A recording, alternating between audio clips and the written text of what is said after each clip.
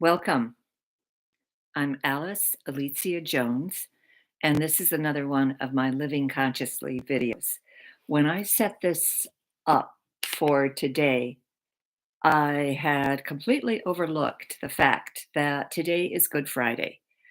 And for those of the fundamentalist religions, and even those that follow other types of beliefs, the interesting thing about the fact that three major religions dovetailed for this week.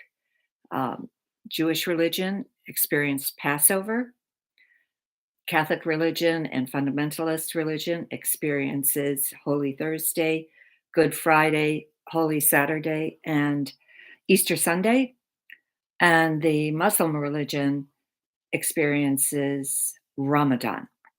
So around the world, millions and millions and millions are going into a prayer situation that is different from other times. I feel the energy of the earth is just different too. I've always noticed that on Good Friday, it tends to be a very somber looking day. Rarely is there a lot of sunlight out there. Rarely does it feel, the atmosphere in the air just doesn't feel very cheery, no matter when it occurs. Today is no exception. Cloud cover in Virginia is pretty dense and little on the drippy side, but not very, like I said, not doesn't feel sprightly, doesn't feel like the last 3 days, which have been absolutely, for the most part, gloriously warm. I think we hit a high of 86 here in Virginia, within a day or 2. So, anyway, I I only wanna cover one topic, and because I'm gonna continue my theme of thinking positively. I'll continue that next week. But for today, I'm just going to throw out something that I don't know if any of you would even consider thinking about this, would even consider the remote possibility of it happening.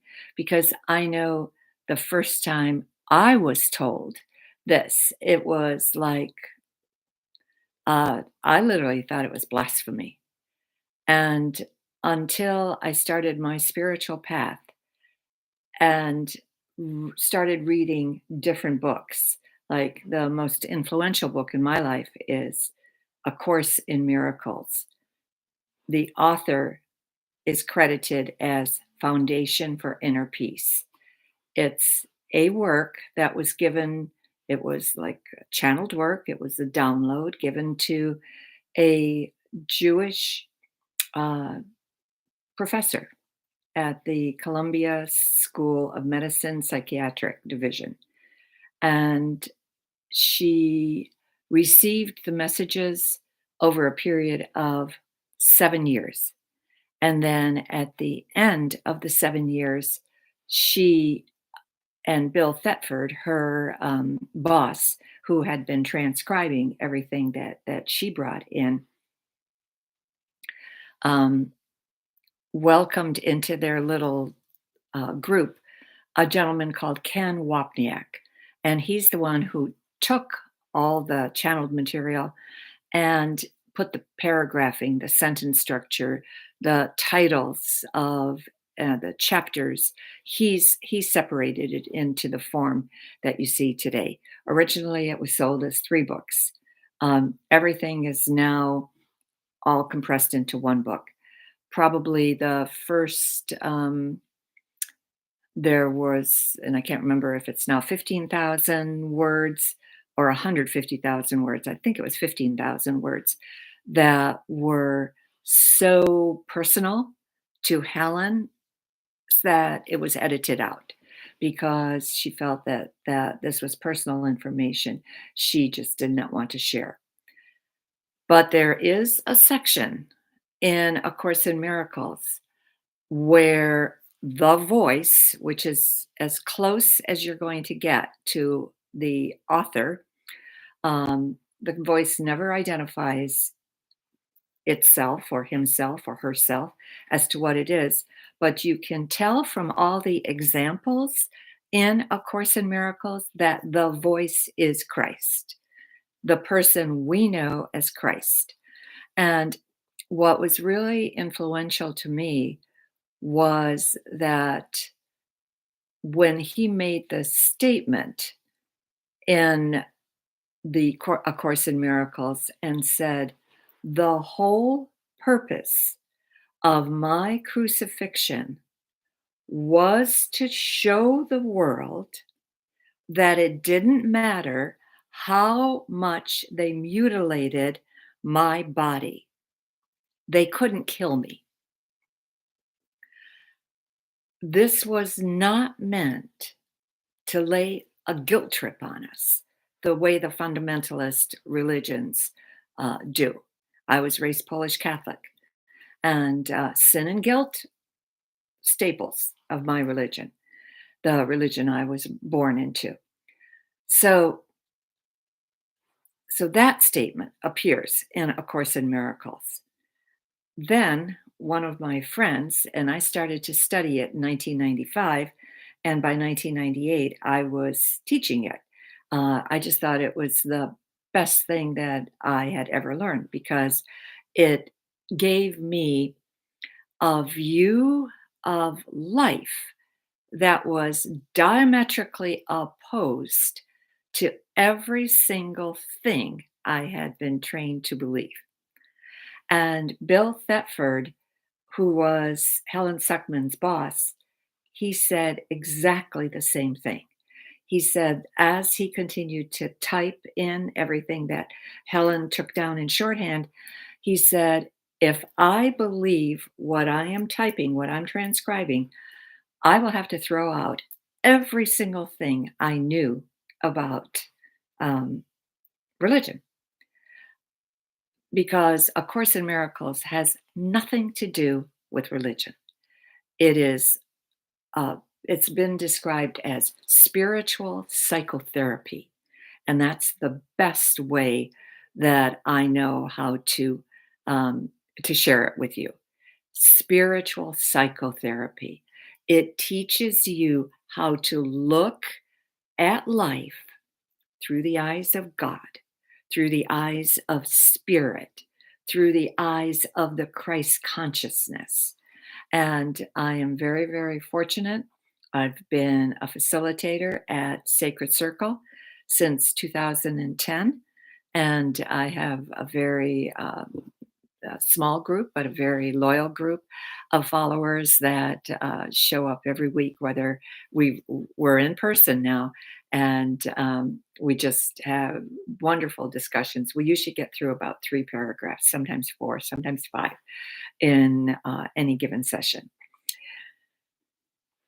The thing I want to share with you a little bit further, though, beyond what Christ said in A Course in Miracles, and just to repeat, it didn't matter how they mutilated my body, they couldn't kill me because effectively, I translate that to mean I come from spirit. I was never born, I never die. I simply trade spacesuits. This, my body, is a spacesuit. And I'm going to give you an exercise uh, on how to see different forms that you've been in this lifetime, how to see your past lives, and they'll flick in front of you very, very quickly. Go into preferably a small darkened room, like a powder room with no windows, but leave the door open a crack so maybe a foot, so that you get some light from the outside. Light a candle and have a chair sitting in front of a mirror, and very gently open your eyes and just go into a kind of a meditative state, and you will very quickly start seeing past lives flashing in front of you, just about this speed. And every single time you see another one, the form is going to change. Occasionally, there will be no head. Occasionally, you might see a very old person, occasionally a baby. Um, I'm the what I take from that is this is the moment of death. This is the moment of transition. This is when you went back into spirit. And so I, when I did that, I was astonished because I would say maybe 50 to 60 past lives came in. And I watched for as long as I felt like there was something to look at. And then I think when it kind of just slowed down, nothing more came in, I stopped. But I recommend that you do that for yourself. You don't need anybody else telling you about your past lives. What they mean might need some help. You might need some help from somebody, such as me. But to just see your own past lives, this exercise that was given to me by Mia Tech Workus, who was my first energy instructor. He was a gentleman who had come from Poland. And while he was in Poland, which was still at that point under communist regime, he worked at healing 99 people a day. So I uh, did the calculation and I realized that, geez, he gave each person about 4 minutes. That's about what it took to heal them. And he's the one that recommended that we do this. This exercise came from him. So I will be very happy to hear any comments from you after you do this. The last thing I want to leave you with, since it is Good Friday and uh, is just one more story. And that is another book that I have been reading, and I'm rereading it now for the third time. And this is called Anna, Grandmother of Jesus. And it's a channeled work from Claire Hartsong. And Anna comes in as the grandmother of Jesus since uh, at the end of this book, she really doesn't go into uh, any additional lives that she might have had after she was the grandmother of Jesus. But she does go back 600 years into the lives that she had prior to becoming Anna, grandmother of Jesus. And her first experience as a soul was to become a walk in. And a walk in is where a soul from another dimension trades places with a soul that is here on earth. And so, and then she said she went through all kinds of initiations, all kinds of rituals, was trained in um, Chinese medicine, was trained in Egyptian medicine, and uh, she was part of the group of the very spiritual Jewish sect called the Essenes, and that was the group that Christ was born into. And so I'm reading a page a day. This is, like I said, this is my third rereading of it. But I will share with you what she says about the crucifixion. She says that Christ went through almost identical initiation type of processes that she had. All those years, the lost years in the Bible that mention nothing about him, I guess from age 9, 10, 11, 12 to the time he appears on the scene as the carpenter from Nazareth.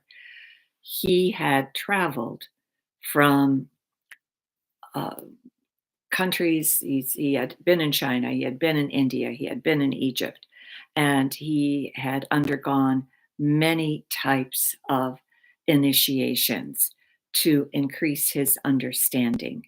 And she said that one of his initiations was called the sepulcher, and this was from the Egyptian tradition. And in the sepulcher initiation, you basically learn how to take the molecules of your body and literally take them into such a high vibration that what is happening to your physical body has very little bearing or no bearing on your consciousness. So effectively, he withdrew into himself and became like as if he were a light being, but still had a form on the cross.